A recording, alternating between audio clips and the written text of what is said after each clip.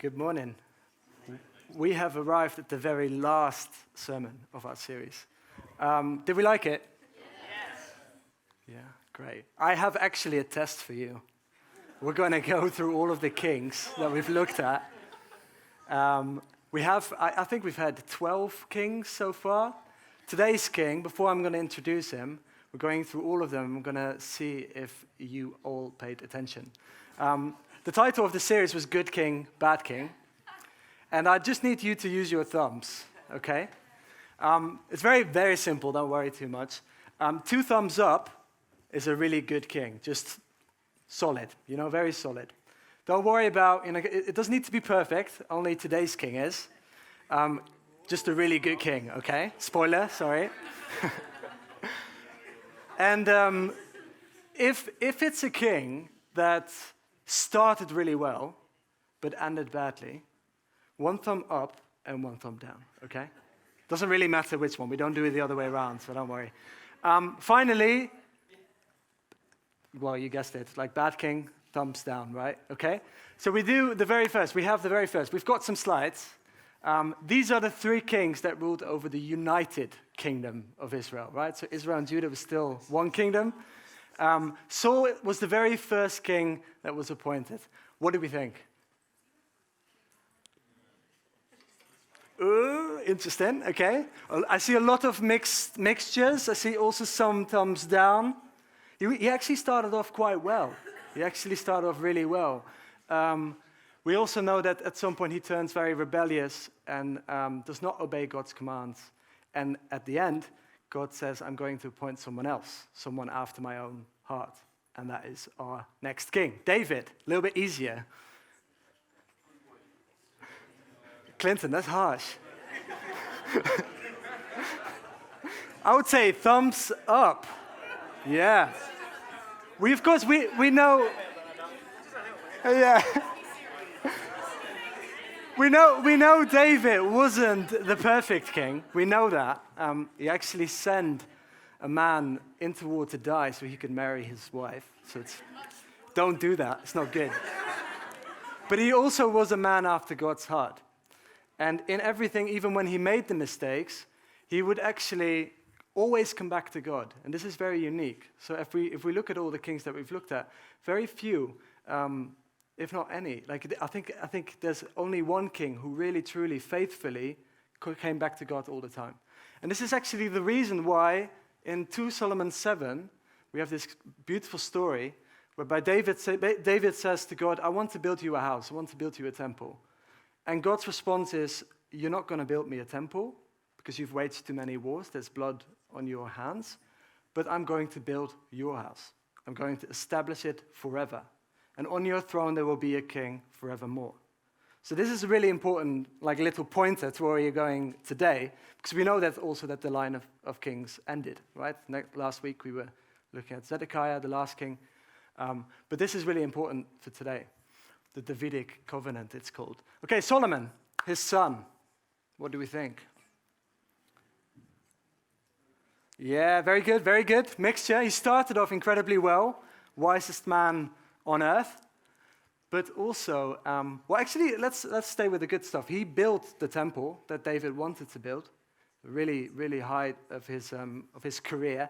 He also, under his rule, Israel became an incredibly affluent, wealthy, very thriving nation. So it's actually the height of Israel at this stage with Solomon. So he was a very wise king. He ruled very well. But we also know he had many, many wives, 700 in fact, and 300 concubines. And those wives, many of them did not believe in Yahweh, the God of Israel, and followed other gods. And towards the end of his life, we know Solomon built these high places for his wives so they could worship their gods. Note, high places, important. Okay, next we have his son, Rehoboam, the stubborn king. Yeah, it's pretty bad. It's pretty bad. Well, the picture says it all. Under his rule, the kingdom divided, right? So he was foolish. We've got Israel in the north, and then we've got Judah in the south. Jerusalem, where the temple is still in the south, in Judah. But from this moment onwards, we've got loads of strife, tension between the two. And there's basically Rehoboam's folly leads to this split. So bad king, definitely. What is also interesting here is, let's just, okay, yeah. So I've put some of the kings in brackets. That's the one we skipped, okay? So don't worry too much about them. Asa, the devoted king, do we remember? What do we think of him? A lot of mixture, yeah. Okay, what do we have? 2 thumbs up. He was actually a good king. It says in the Bible he followed in the line of David, but there's a little but. Under his rule, the high places were not taken away, and he also loved a plan B. He really loved a plan B. He went to Assyria, tried to make a conspiracy so he could protect himself against an invasion from Israel. So one of the first wars between the two. So there's a little bit, it's across the board good, but so-so. And there's these high places again. So Jehoshaphat, the God-fearing king, what do we think?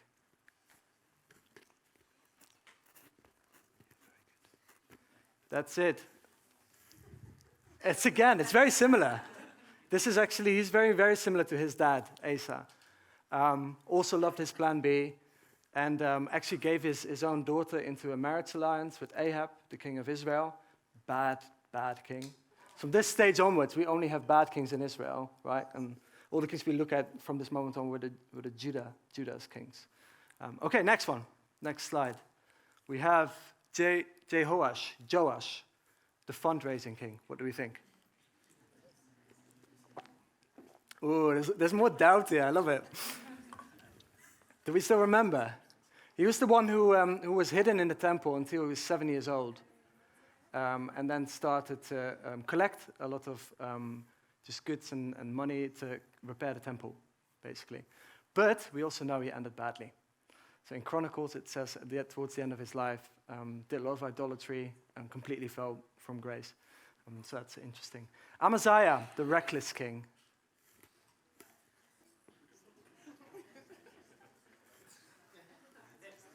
Okay, I would say similar. Started off really well. Actually, the Bible says he did what was right in the eyes of the Lord, but ended badly. And Uzziah, the warrior king. Do we remember? This is Alice preaching. Alice got it right. I'm glad. He started off really well, was a very strong ruler, but remember, Alice really emphasized this, he grew proud. He became proud and turned his back to God. Then we have the very last slide. So these are the last ones. Hezekiah, the praying king. Do you remember what happened? So Assyria invaded, and there's this big siege, and Hezekiah prays, right? He was an excellent king, outstanding king even, okay? So really, really good. Under his rule, so the high places, remember that we talked about earlier, under his rule, he actually removed the high places. And Josiah, the reformer king, what do we think of him? Yes, very similar. Also, he also removed the high places. This is actually what it says about him. It's really interesting. Before him, there was no other king like him who turned to the Lord with all his heart and with all his soul and with all his might, according to all the law of Moses, nor did any like him arise after him. It's quite a legacy. It's really good. This is what we should aspire to, right? This was a great king. Then last week we had Zedekiah. What do we think? Awful. One of the worst, unfortunately. Under his rule, Judah went into exile. So we already know under Hezekiah, when Assyria invaded and came all the way to Jerusalem, this is already when Israel is already taken up into the Assyrian kingdom. And under Zedekiah, Judah basically undergoes the same thing, but with the Babylonians. Okay? Well done. Applause for yourself. Great. So before we turn to today's king, I'd like to pick out 3 major takeaways from this big series that we did on the kings. Okay? So firstly, it's a bit of a reminder, really. in this whole series of kings, it becomes very clear that this idea of having a king was, even at the best of times, only a second best. It's important that we remind ourselves. What I mean is that God always intended himself to be king over his chosen people. Okay, if we go all the way before Saul, the first king, it's in 1 Samuel 8, it says that the people go to Samuel and they say, we want a king. We want to be like all the kingdoms around us. We want to be protected. We want to be defended. We want to have a king that can lead us into war, etc. And this is what God says to tell to Samuel after they've come to him. Obey the voice of the people in all that they say to you, for they have not rejected you, but they have rejected me from being king over them. Okay? So God's intention was always to be king over his chosen people, over Israel. And the fact that Israel desired a king, a human king, in and of itself was a rejection of God as king over them. It's very interesting. I believe this verse that we just looked at with Samuel, I think it also says a lot about God's character. He wanted to be king over his people, but he also wanted to be chosen by his people. So he listened, he gave them a king, right? And actually, very powerfully, as we will learn today, redeems this desire that he thought was wrong. But at the same time, God wants our worship, right? He wants our allegiance freely given. So that is an important takeaway. Okay, the second one is fairly straightforward, but the people generally followed their king. So if there was a bad king with bad ways, the people generally had themselves bad ways as well. So when the king would fall into idol worship, the people would generally follow as well. And I think the lesson here is that we tend to become what we follow.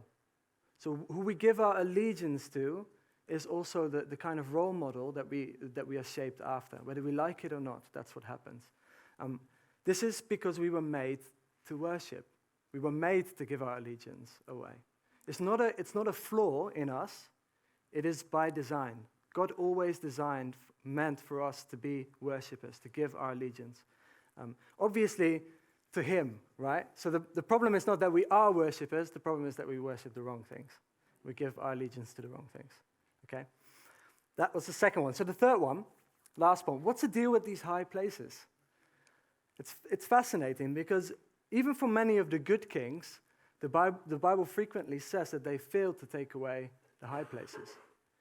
And if we go quickly back to Solomon, right? Solomon built the temple, also towards the end of his life built these high places for his wives to worship the idols. He was kind of like, he was found wavering between these two places of worship. So the temple was the dedicated place of worship to Yahweh, to the God of Israel, and then you had these high places which were dedicated places of worship to other gods. And there were plenty of them. There were Molech, Asherah, there were Baal, and they're obviously man-made gods, but when we tend to worship them, they become powerful in and of themselves, right? So there's demonic forces behind these kings and behind these ways. And so the people end up doing really terrible things. Today, the prophecy we look at today was given during the reign of Ahaz. He actually sacrificed his own son to Molech. It's awful. It's really bad. That's what came about because he wavered. He worshipped someone else. But here's the thing. So at the same time, the temple and the high places, they kind of coexist, right? So they're there at the same time. And even if the king is good and does not go to the high places, they're there. It's like a reservoir of potential going wrong in the future. And that's kind of, it's important. I think it tells us something important about our own hearts. We might be all good with God. We might genuinely be all for him, in love with him. But I think we all tend to have these kind of high places in our lives, if we are honest and look inside. If I can give an example, if I'm doing a PhD, I'm writing a chapter, I've got these deadlines coming up. The moment the pressure really gets on, and I wake up in the morning, I have the tendency to skip my quiet time, dive right into work. And what happens there is I deprive myself of the presence of God. And that's the start of my day. It's important. Like I reset. This is the time I meet with God and I allow Him to tell me who I am. So if I instead go straight into work, what tends to happen is that all the anxieties, all the pressures that are part of that work, they are the things that then start dictating who I am, right? That's not good. And there can be other things as well. There's all kinds of usual suspects, right? There's money, there's career, there is even relationships. And often, in and of themselves, they don't have to be really bad things. But if they take the place of God in your life, then you are in trouble. Okay, so we have to remember this. And the lesson is very simple. We have to be like Hezekiah and Josiah. We have to be absolutely ruthless when it comes to the high places we might have in our own lives. God loved them so much because they were so uncompromisingly in love with Him.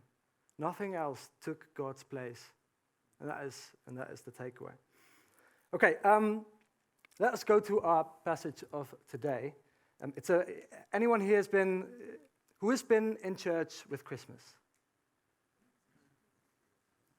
Pretty much everyone. Probably even if you don't know Jesus, a lot of people go to church anyway with Christmas. I am sure you've read this. I'm sure you've heard this. This is such a famous passage, right? So we'll read from Isaiah 9, verse 6 and 7. It will be on the slides. And before I read, I'll just give a very quickly a little bit of context. I already told you guys about Ahaz. This was the king at the time. Very much all these common themes of idol worship. It was a dark time. This is the context in which this prophecy is given. And here Isaiah has some really good news. Let us read. For to us a child is born, to us a son is given, and the government shall be upon his shoulder. And his name shall be called Wonderful Counselor, Mighty God, Everlasting Father, Prince of Peace.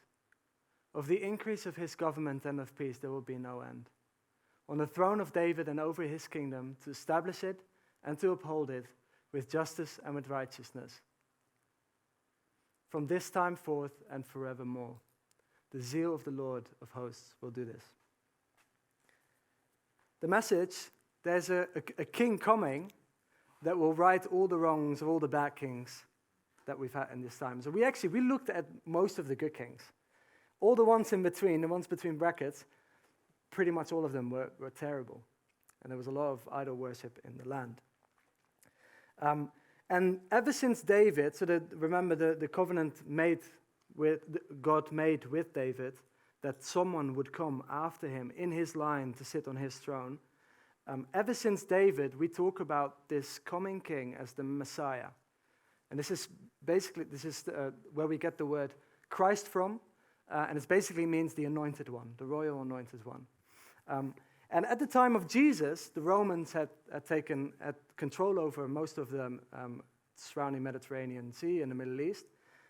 This was a really interesting, this had started to lead its own life. So there was an expectation amongst the people that a king would come that would take the yoke of the Romans off them and would rule instead in their place.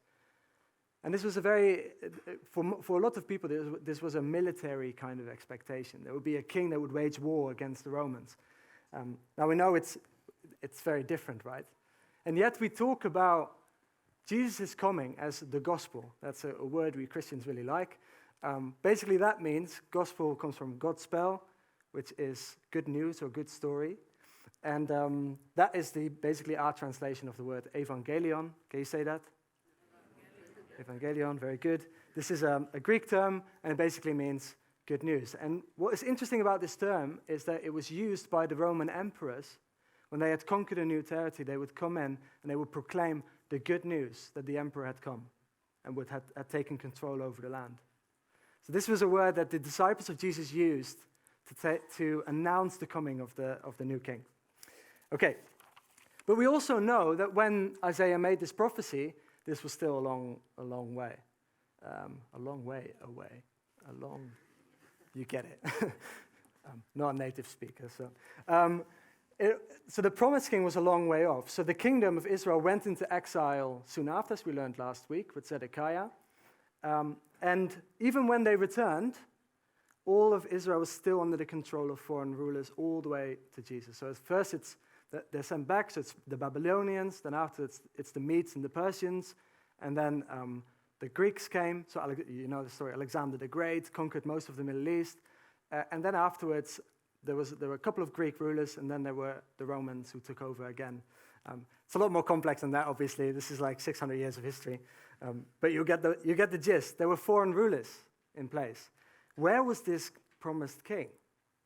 And a lot of people had this question on their mind, right? So I'm glad you asked, because we're going to finish with Jesus, the servant king.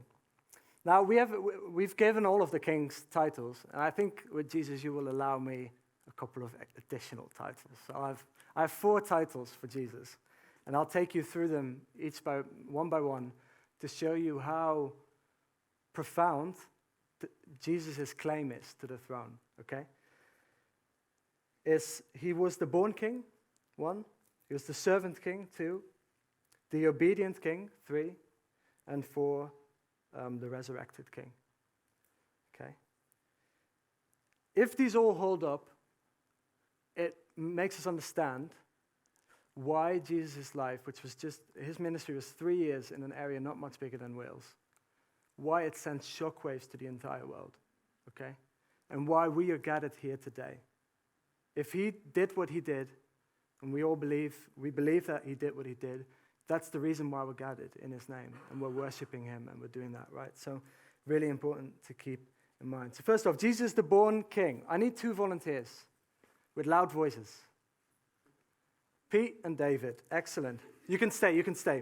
Hey, do you have a Bible? Okay.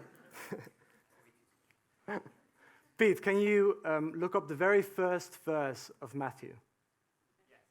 And David, can you look up the very first verse of Mark? Okay. Let me know when you're ready, Pete. So here's the thing. Jesus was born king. And what's really interesting is that these 2 gospels start in very different ways. But I think they point us to the core message of why Jesus' claim to the throne is so special. Pete, go ahead. The book of the genealogy of I think you can speak louder. The book of the genealogy of Jesus Christ, the son of David, the son of Abraham. The son of David and the son of Abraham. So afterwards we see this whole genealogy, and a lot of the kings that we looked at today, the last couple of weeks, are actually right in that genealogy. And it goes all the way to Joseph, who was in the line of David, and then we know that from Mary, the wife of Joseph, Jesus is born, okay? And that's why there's this claim, son of David. He's born in the line of David. It's extraordinary, because here's someone who indeed came in the line of David, and he was born in the city of Bethlehem, the city where David was born, and also that all of this was prophesied in the Old Testament. We have loads of reference to this, and if you read the Gospels, you actually see all of these pointers, okay? But he was also begotten by God, because we know that Mary was made pregnant by the Holy Spirit. Okay, David, please, the first verse. The beginning of the good news about Jesus the Messiah, the Son of God, as it is written. Oh, I've gone past it. Yeah, it's fine. Son of God, that's the important bit. Son of God. So we have Son of David, and we have Son of God. We have fully human, and we have divine. This is incredible. So remember what we started with. So when God told Samuel, I'm going to give you a king, but I really, really wanted to be king over you. This is God's way of redeeming all that. He put his own son on the throne of David so that he, God, might rule over his chosen people. Okay. Are you with me? Yeah. Perfect. And this is confirmed again. I mean, there's the very first verse of the Gospel of John says, in the beginning was the Word was with God, and the Word was God. So this is all confirmed. Jesus, fully human, fully God, came to rule on the throne of David. And I think that it's no coincidence that he comes to his own people, to Israel. It's an important element. He said, I came to the lost sheep of Israel. And there's a couple of moments in his life where he's presented with Gentiles, non-Jewish people, who come to him and want something and want to be healed. And he is a little bit, you can see the reluctance. He says, I came to Israel. And I think here's the thing, that Jesus wanted to make clear that he was going to fulfill all those prophecies that God had made.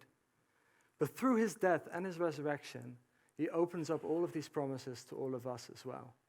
And this is the reason why, even though most of us here are Gentiles, are non-Jewish people, we get to be included in that promise. Okay, second, Jesus the servant king. Remember how Israel and Judah followed the whims of their kings? So they were always kind of following whether they were good or bad. So let's see if Jesus is a king whose ways we would like to follow. I'd quickly like to read to you a story from John 13. I'll just take a little passage.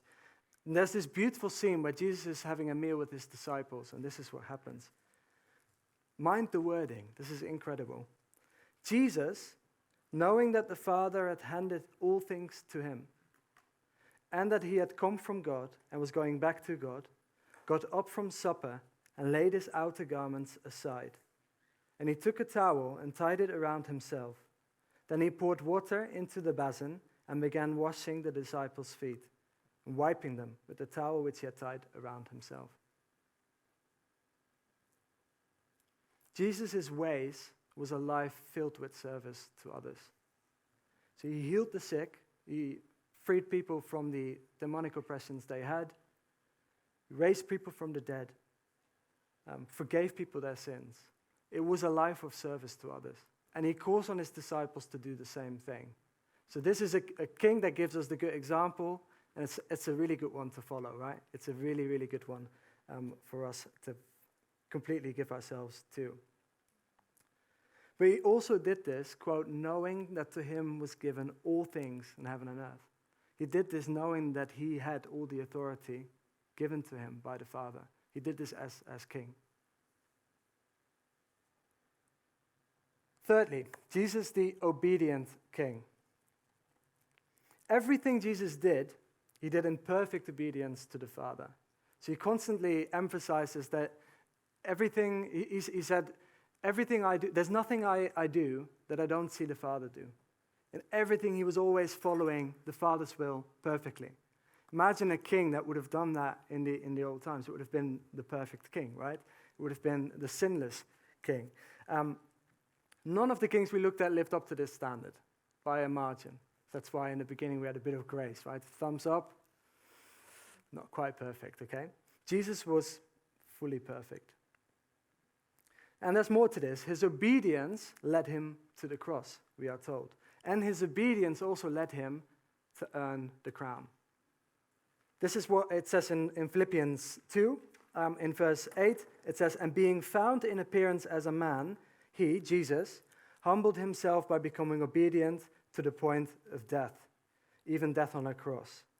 For this reason also God highly exalted him and bestowed on him the name which is above every name, so that at the name of Jesus every knee will bow, of those who are in heaven and on earth and under the earth, and that every tongue will confess that Jesus Christ is Lord, to the glory of God the Father. So it's Jesus' obedience that led him to the cross. He was so obedient to the Father that he died for us. That was the will of the Father. So he fulfilled it completely. In Hebrews 1, we are told that because of what he did, because he made purification for our sins, he could ascend into heaven and sit at the right hand of the Father. It was basically his entrance to the throne. His way to the throne was through the cross. And I think symbolically this is quite clear. So he was given, remember, he was given a crown of thorns, and he was presented as the king of the Jews. This was a king who was mocked for his claim to kingship. But at the same time, we believe that this was the ultimate act of service to all his followers, and that this was the beginning of the kingdom, not the end. And that brings me to the final title, Jesus the resurrected king. So remember how in Isaiah it said that to his government and his peace there will be no end. So all of the other kings we talked about, obviously they died a long time ago. And even the very, very best of best, they all, passed away. Their rule ended. And this is, obviously we believe as Christians, we believe that Jesus, 3 days after he died on the cross, he rose from the dead. And, Mary, and they come to the grave and they come to find him and take care of his body. And the angels say, "Why are you looking for Jesus among the dead? He is not dead, he is alive." So our king is not a king that has passed away and is no more. This is a king who is alive today. And the Bible also tells us that he will come again for his bride, his people and his church. So before we land, let me read to you from Psalm 45. And this psalm is basically a wedding song. Many believe that this was written for one of Solomon's 700 weddings, I guess. But it's very clear from the wording that this is not just about Solomon. In fact, it can't be about Solomon because there's you will be able to tell immediately.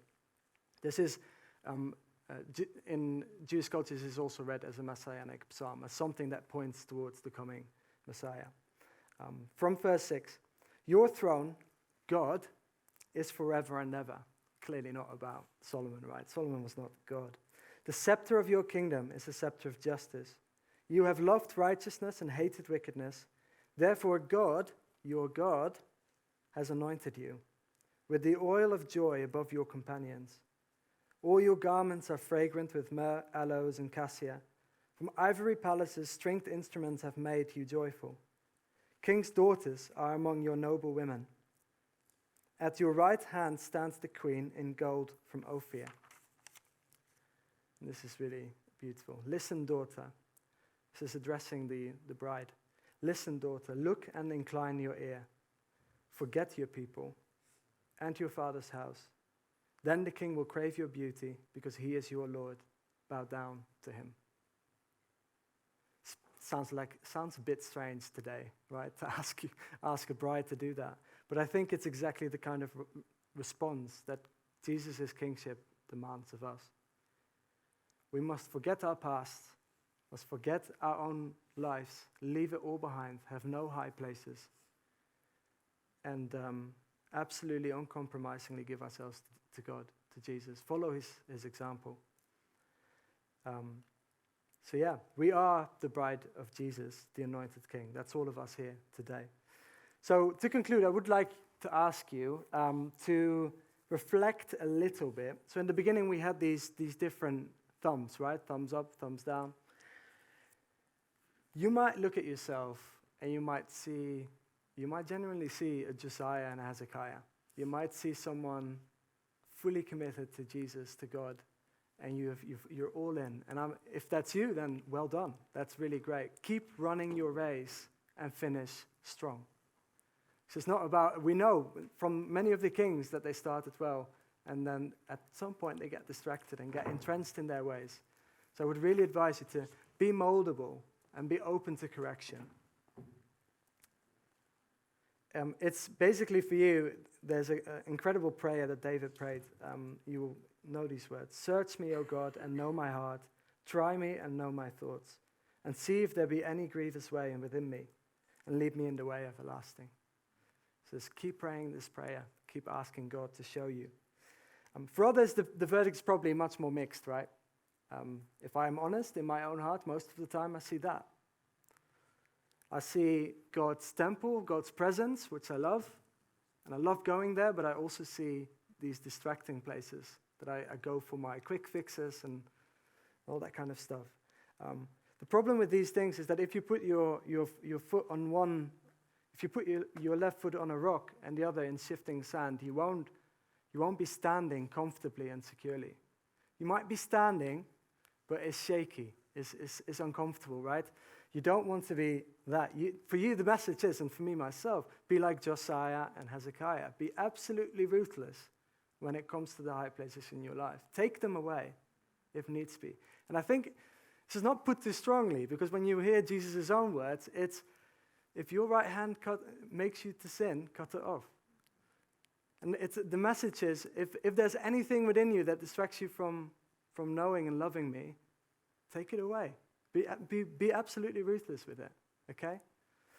The good thing is we have an example, right? So we're not doing this all to earn our way in. It's Jesus who did this for us. The way is not to, I'm going to really try my very best and be absolutely perfect. It's first of all to look to Jesus and allow him to change your heart, okay?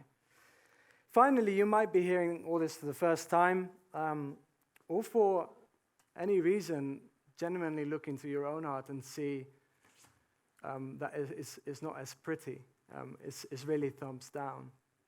For you, I'd like to really remind you of the words of Isaiah. It's good news. Jesus is coming, changed everything for us. And he wants to be king of your life. He wants to be chosen by you.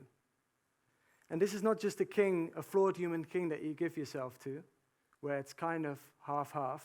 You're not entirely sure whether I can give myself completely because I don't know this king.